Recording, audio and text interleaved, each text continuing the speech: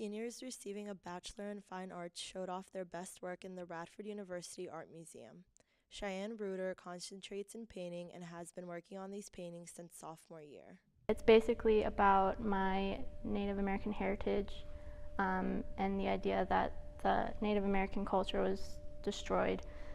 And so I use skulls as a metaphor to represent that destruction. The most valuable thing to Reuter is having her art to remember her hard work. If they don't get sold, that's okay, because I have them, and that's something that I have for the rest of my life. And they will always be for sale. But if I have them forever, that's fine, because this is a part of my life that will always be important to me.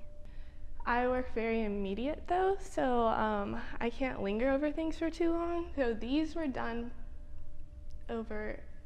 last three were done over like the past 3 weeks before the show. Rachel Hawkins concentrates in acrylic paint. Hawkins shows this method because she can see the results immediately. Most people in the painting degree would use oils because our teacher, that's what she likes teaching it out of that medium, but I chose acrylic because it's very fast and immediate and it dries, and I can see the results very fast. My photography is based upon the beauty and life behind rural architecture. Annie Dongowski concentrates in photography. Dongowski cites the photographer Stephen Shore's work as an inspiration to her own. And I didn't know which direction I was heading in, but I did know that I loved film. And so looking at his work and seeing how balanced and controlled it was and how he could use film to create those colors, I decided at the end of my junior year to give color film a try. And that's when I learned that I could almost recreate Stephen Shore's work from the 70s and completely redo it all in 2017, 2018. Dongowski chose photography because she likes to work with her eyes instead of her hands. And so with painting, you see the idea in your mind and you have to apply that with your hand. Whereas me, I apply it with my eyes.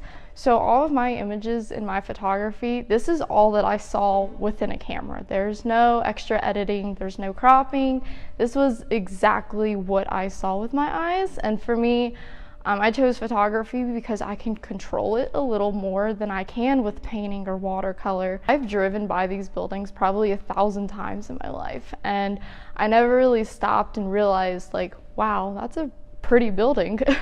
So one of these is actually my grandfather's house. So I pretty much grew up in it, and I never looked at it more than just a building. I looked at it as a place to live, as a place to work. These buildings and other structures, these are workplaces, houses, communities, and to me it's just interesting to see that these buildings hold such a life behind them. The BFA Studio graduation exhibit, which runs from April 29th in the Art Museum at the Covington Center, displays work ranging from paintings to jewelry from the 6 graduating artists. All artwork is currently available for purchase. I'm Nick Clark with NRV News.